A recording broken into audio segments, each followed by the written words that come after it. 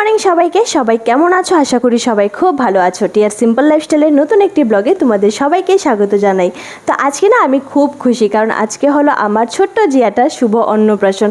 হ্যাঁ জানি তোমাদের মনে প্রশ্ন আসতে পারে যে এত লোকজন কম কেন, আর তোমরা তো আগে থেকে কিছু জানোই না, কারণ আমি কোনো কিছু বড় প্ল্যান কিছু করলে তোমাদের আগে থেকে জানিয়ে রাখি। হ্যাঁ অ্যাকচুয়ালি সব কিছু প্ল্যান হয়ে গেছিলো গো, আমাদের জিয়ার অন্নপ্রাশনটা বড় করারই প্ল্যান ছিল, কিন্তু ওই যে কপালে যদি না থাকে। অ্যাকচুয়ালি আমার জিয়াটার মানে অন্নপ্রাশন যেদিন ছিল তার 2-3 দিন আগে আমার মা যে সবচেয়ে থেকে বেশি এক্সাইটেড ছিল ওর অন্নপ্রাশনটা নিয়ে, কিভাবে কি হবে, কিভাবে কি না হবে সব কিছু প্ল্যান করছিল, উনি অসুস্থ হয়ে গেছে। মানে আমার মা অসুস্থ হয়ে পড়েছিল, গুরুতরভাবে অসুস্থ হয়ে পড়েছিল। মা এখনও অসুস্থ, কিন্তু মা মানে এরপরও বলছিল যে না, আমার নাতিনটার অন্নপ্রাশন হবে না, ঠিকভাবে করতে পারবো না। তো যতটা কষ্ট করে করছিল মানে বলে লাভ নেই। মানে আমার মা একদমই হাঁটতে পারছিল না, জানি না কেন। ডাক্তারও দেখিয়েছে, কিন্তু ডাক্তার বলেছে মার নাকি কিছু প্রবলেম আছে, তো যার কারণে মা একটু রেস্ট করার জন্য। কিন্তু মার সেই মন একদমই মানছিল না, তাই নিজে থেকেই শত কষ্ট হওয়ার সত্ত্বেও সব কিছু আয়োজন করেছে। আর আরেকটা সমস্যা হয়েছে যে আমার মায়ের বাড়ি একটা নিয়ম আছে যে 6 মাসের থেকে 7 মাসের মধ্যে মুখে ভাত দিতে হয়, কিন্তু ওই মাসে না শুধু একটাই ডেট ছিল, যার কারণে সমস্যা হয়ে গেছে। আর এই কারণেই না হলে পরবর্তী কোনো টাইমে দিতে পারতো বড় সড়ো করে, কিন্তু কোনো মানে উপায় নেই, যার কারণে কাউকে না বলে কিছু না করে শুধু মামাকে ডেকে মানে মুখে ভাতটা দেওয়া হয়েছে আর কি। এদিকে দেখো তো আমাদের জিয়াটা প্রথমবার মুখে ভাত নিয়ে ওর মুখটা কি করছে, কি কিউটি ডিব্বা লাগছে না ওকে। আর আজকে তো আমাদের জিয়াকে একদম লাল পরি লাগছে, তোমরা যাই বলো না কেন। আর এদিকে আমার পিছনে দেখো আমার টিয়াটার অবস্থা, ও না এখন যত বড় হচ্ছে ততই ওর লেজটা বাড়ছে, এত দুষ্টুমি করে।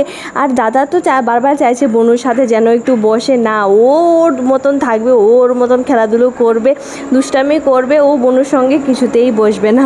তো এদিকে আমাদের জিয়াকে এক এক করে সব মানে যা যা আইটেমস রান্না করা হয়েছে সবই একটু একটু মুখে দেওয়া হয়েছে। তারপরে এখন সবার আশীর্বাদ দেওয়ার টাইম। তো প্রথমে সবার আগে মা এসে আশীর্বাদটুকু করে নিয়েছে। মা এত তাড়াতাড়ি আশীর্বাদটা করেছে আমি ক্যামেরা অন করার সময়টাই পাইনি গো। তো তারপরে এসেছে আমার দাদা, মানে আমার জিয়ার বাবা, ও এসে মেয়েটাকে খাইয়ে দিয়েছে। মানে প্রথমবার জিয়ার বাবার হাতে ভাত খেয়েছে, এই জায়গাটা কিন্তু খুবই ইমোশনাল, তাই না? আর তারপর ভাই আশীর্বাদ করে দিয়েছে। নেক্সট এসেছে বৌদি, মানে জিয়ার মা, ও এসেও আশীর্বাদটুকু করে দিয়েছে।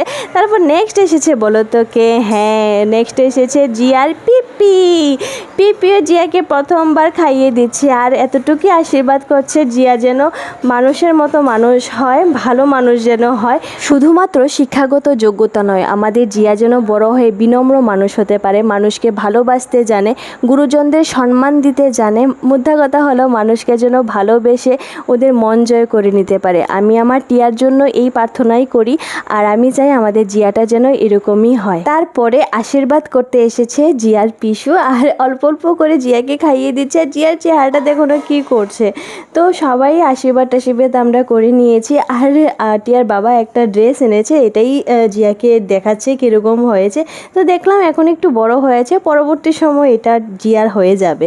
তো আমি আজকের সত্যি খুবই মিস করছিলাম আমার মাসি, মেসু, মামা, সবাইকে খুব মিস করছিলাম। আমার মশাতো ভাই বোন সবাইকে খুবই মিস করছিলাম গো।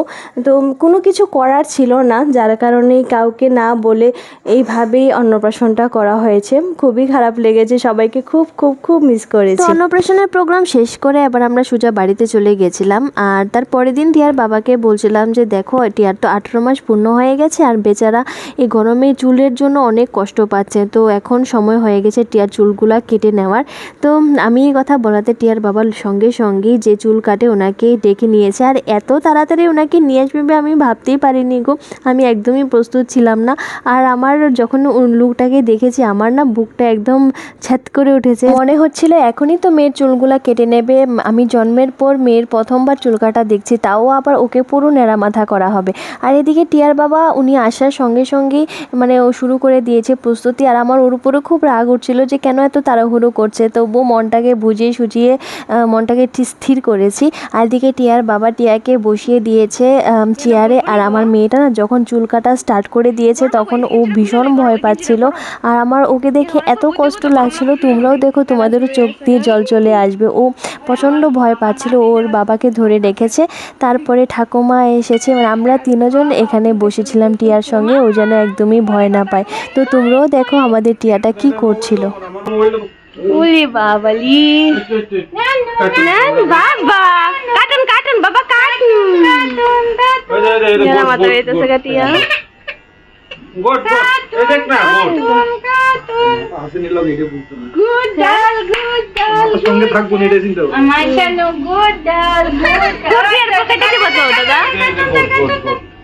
বাবা বাবা শানু একটু দেখি ওদে ওদে বে বে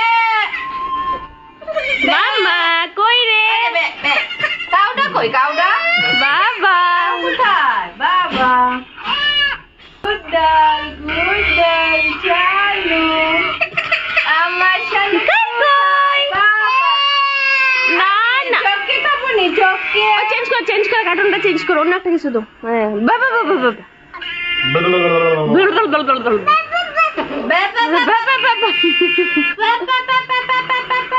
দেখো, এক তো চেয়ারের উপরে বসে দিয়েছে, তার উপরে একজন অজানা লোক টিয়ার চুলগুলা কাটছে। ও তো বুঝতেই পারছে না কি হচ্ছে। তো এরই মধ্যে মেয়েটা এতটুকু ভয় পাওয়া তো স্বাভাবিক। আমি তো ভেবেছিলাম টিয়া না জানি কি চিৎকার করে, কিন্তু মেয়েটা যখন যখন ভয় পাচ্ছিল তখন তখন ও একটু মানে চিৎকার করছিল বা আওয়াজ করছিল, আদারওয়াইজ কিন্তু ও চুপচাপই ছিল। কিন্তু ও যে ভীষণ ভয় পাচ্ছে এটা কিন্তু আমরা সবাই বুঝতে পারছিলাম। তো এদিকে টিয়ার চুলগুলা কাটা হয়ে গেছে মানে ট্রিমার দিয়ে। তো আমি দাদাকে জিজ্ঞেস করছিলাম, দাদা তুমি তো মানে খুর দিয়ে কাটবে তাই না? কারণ আমি জানি খুর দিয়ে কাটলে বাচ্চাদের চুলের গুঁড়া মানে শক্ত হয়। তো উনি বলেছে হ্যাঁ হ্যাঁ কাটবো। তার জন্য টিয়াকে একদম ফটো টাটো দিয়ে দিয়েছে যাতে গুড়ি গুড়ি চুলগুলা যাতে ওর শরীরে না আটকে থাকে। তো এদিকে টিয়া ভীষণই ভয় পাচ্ছিল, তাই টিয়ার বাবা বলছে আমার শাশুড়ি মাকে টিয়াকে কুলে নিয়ে নেওয়ার জন্য। তারপর সেই যে আমার মেয়েটা কুলে বসে কার্টুন দেখা শুরু করেছে, ভগবানের আশীর্বাদে মেয়েটা তারপর একদমই ভয় পায়নি, কোনো কান্নাকাটি করেনি। আর যে দাদাটা চুল কাটতে এসেছিল দাদাটা বলছিল যে তোমাদের মেয়ের মতো এতটা ঠান্ডা হয়ে বসে থাকতে কোনো বাচ্চাকে আমি দেখিনি। ও সত্যি একদমই চুপচাপ করে বসেছিল আর দাদারও একদমই প্রবলেম হয়নি খুর দিয়ে ওর চুলগুলা কাটতে। আর আমি তো ভীষণ ভয় পাচ্ছিলাম যখন ও খুর দিয়ে চুল কাটে, কারণ আমি জানি বাচ্চারা ভীষণ নড়ানড়ি করে আর তখনই ওদের মাথাটা অনেকটা কেটে যায়। কিন্তু ভগবানের আশীর্বাদে, আমি বারবার ভগবানের আশীর্বাদ এই কারণে বলছিলাম, আমি ভীষণ ভয় পাচ্ছিলাম টিয়া ভীষণ কান্নাকাটি করে কিনা, কিন্তু সত্যি না, ও আমাদেরকে সত্যি সারপ্রাইজ করে দিয়েছে। ও চুপচাপই ছিল, একদম চুপচাপ ছিল, তোমরা দেখতেই পাচ্ছ। আর উনি খুর দিয়ে কাটার সময় একদমই কোনো প্রবলেম হয়নি। ও টিয়া আমার শাশুড়ি মা একদম ধরে রেখেছিল আর টিয়ার বাবা কার্টুন দেখাচ্ছিল আর টিয়া কার্টুন চেঞ্জ করছিল। তো জিনিসটা বেশ ভালো লাগছিল। চুলটোর ভালো করে কাটা হয়ে গেছে, একদম খুর দিয়ে সুন্দর করে চুলগুলো কাটা হয়ে গেছে। আর দাদা বলছিল যে ওকে যেন যদি বারবার করে খুর দিয়ে চুল কাটা হয় তাহলে যেতে চুলগুলো আরও শক্ত হবে। তো আমি চেষ্টা করব টিয়ার চুলগুলো যতটা আমি পারি কেটে রাখতে। তো যাই হোক, এখন মোটামুটি টিয়ার চুল কাটা হয়ে গেছে। এখন ওকে স্নান টান করিয়ে এবার আমি প্রথমবার টিয়াকে আয়নাতে দেখাবো আর রিয়াকশনটা ক্যাপচার করব ও কি করে। চুল কোথায় চুল?